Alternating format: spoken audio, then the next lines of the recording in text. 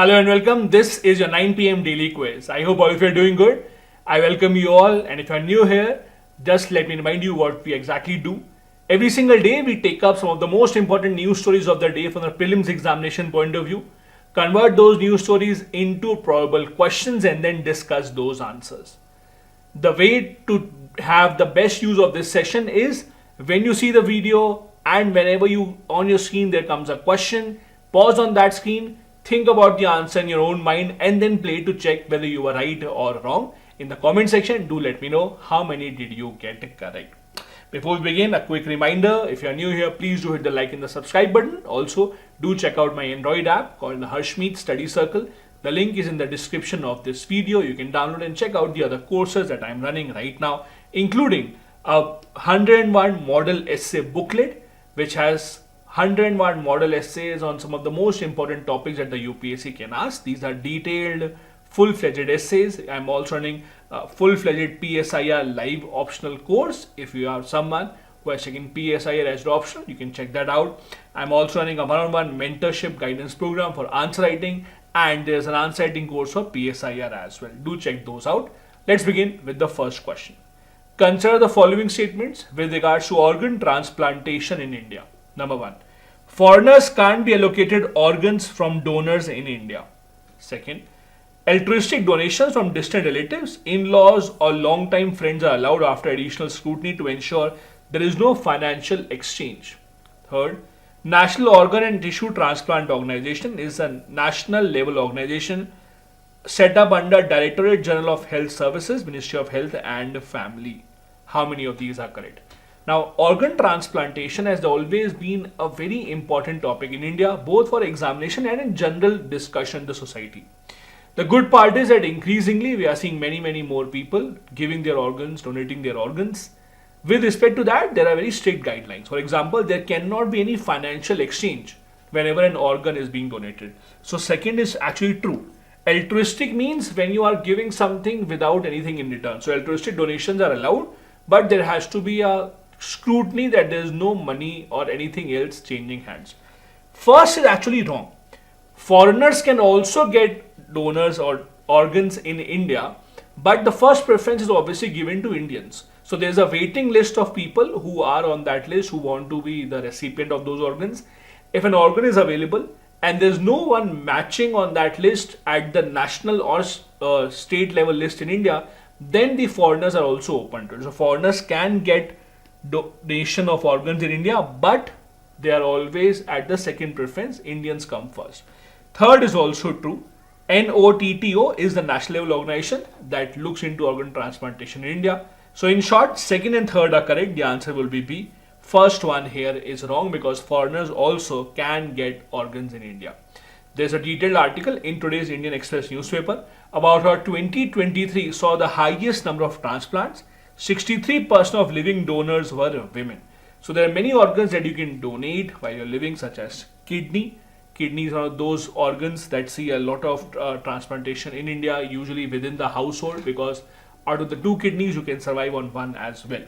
Next, question number 2. Consider the following statements. Number 1. Russia has now become the largest importer of crude oil for India. Means India is importing largest amount of crude oil from Russia. Second, India is the world's second largest consumer of crude oil. Third, amongst the nations in West Asia, India imports the most oil from Saudi Arabia. How many of these are correct? Think about it carefully. Please understand there is a difference between consumer and importer. We are not saying India is the second largest importer of crude oil. We are saying India is the second largest consumer of crude oil. Similarly, for example, when you talk about weapons, India may be the largest importer of weapons, but we are not the largest buyer of weapons. There's a difference between the two. So do keep that in mind. First is true. Russia has leaped, fogged many other countries and it has now become the largest importer of crude oil for India. Second is wrong. India is the third largest consumer of crude oil. Tell me in the comment section, this is your homework, which 2 countries are the largest consumers of crude oil? Which country comes at first, which country comes at second, if India comes at third. So second is false. Third is also wrong.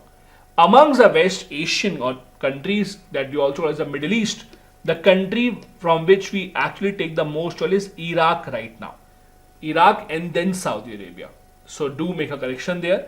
Second and third are wrong. First only is true. The answer thus is A. One only here is correct. Do tell me in the comment section which are the first two largest consumers of crude oil in the world. This detailed article here gives you information about India's crude oil import. As you can see this infographic, Russia, the largest country or the country from where we are importing the largest quantity. Then comes Iraq, Saudi Arabia, UAE, and then the US. So amongst the West Asian countries, it is Iraq that comes at the top. Question number 3.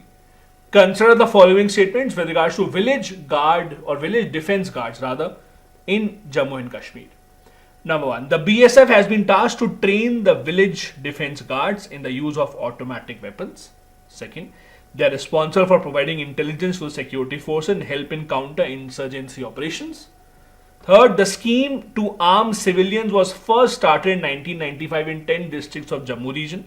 Then, when members of the Hindu community were targeted and killed by terrorists. How many of these are correct?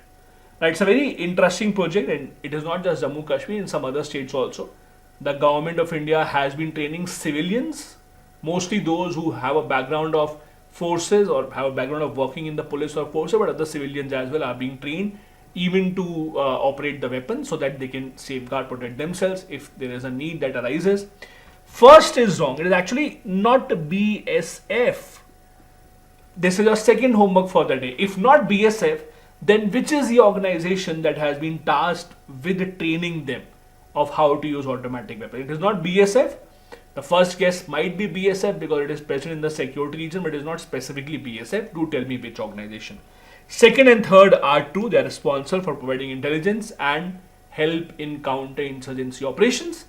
The project first started in 1995. It was shut down for many years. It has just been revived a couple of years back once again, but it was shut down. But again, the government has revived it. The answer here thus is B. Only two of these are correct. The first statement here is wrong. Do tell me in the comment section if BSF is not the fourth, then which one are we talking about? In the Indian Express newspaper, you will find this article. Sophisticated weapons given to village defense guards in Jammu, says the Union Minister. He's talking about how the government has revived this and how around 30,000 weapons were distributed in various phases to civilians in living nearby the border areas. Next, question number 4. Consider the following statements. Number 1. The widely used insect repellent DEET was developed to protect soldiers during the Second World War. Second, in 2021, WHO recommended malaria vaccine called Mosquirix produced by GSK and PATH in 4 doses for infants and allowed it for large-scale use in some parts of Africa. Third, Serum Institute has produced R21 Matrix vaccine in mid-July this year. Vaccine was rolled out in Cote d'Ivoire in West Africa, the first country to begin administering it. How many of these are correct? Now, as you know, malaria is a major menace in many developing countries around the world, including India. Thankfully, we do have some vaccines available now, but they're only rolled out in some African countries, not in other countries. In India also, although Serum Institute is producing this vaccine, but they have not rolled it out in India. It is expected it might roll out in India next year or in 2026, but not right now. All the 3 statements about this are correct. All 3 statements about mosquitoes and the issue related to mosquitoes are correct. The answer thus is C. All 3 are correct. There is again an article in the Hindu newspaper today. This is the article, Fighting Mosquito Menace with Repellents Vaccine. It has all the details about where the vaccines are available right now. As you can see, Indians soon hopefully will get this vaccine rolled out by Malaria Day 2026 and not before that. The first focus of WHO is on the African nations. Question number 5. With reference to Virupaksha temple, consider the following statements. Number 1. The temple is built in Dravidian style with extensive inner and outer enclosures. It is a revered Hindu shrine dedicated to Lord Vishnu. Temple is believed to have been built during the rule of Vijayanagar Empire. And 4. The temple does not have a Garbhagriha. How many of these are correct? The Virupaksha temple, it was in the news a few weeks back, not right now. Think about it. First is correct, it is built in Dravidian style. Second is wrong, it is dedicated to Lord Shiva and not Lord Vishnu. Third again is correct, while fourth is wrong. It does have a garbhagriha. It is not without a garbhagriha. It does have a garbhagriha as well. The answer thus becomes B. Two of these are correct. Two others are wrong. The answer here is B. This is an article in the Indian Express a few weeks back. The article was in the context of a portion of Hampi's Virupaksha temple collapsing. It is a part of UNESCO World Heritage Site. That is why it is a matter of great concern and restoration work is already underway. To end the session today, I have an important infographic that I have taken from the government website. So it's the most updated data that you will get. This is about India's conventional and non-conventional energy sources. So you should know how much energy are we producing from which source. You should know that despite all the talk about solar, wind and nuclear, India is still heavily dependent on coal. As you can see, coal still makes up 47.28% of our energy requirements. There is a bit of it that comes from gas, diesel. Nuclear only makes up less than 2% of our energy requirement in India right now. Large hydropower about 10.5%. So total conventional sources make up 66.81%. What about the remaining? The remaining comes from renewable source of energy, including the small hydropower, wind, biopower and solar. So amongst the renewable source of energy, the leading producer is solar, then followed by wind. Do remember, this is all very, very, very important data for the UPSC examination, both for prelims and the mains examination. Do make a note of that. That brings you to the end of today's session. If you're new here, do hit the like and the subscribe button. Do check out my app as well. Thank you so much. I'll see you tomorrow. Bye-bye. Jai Hind.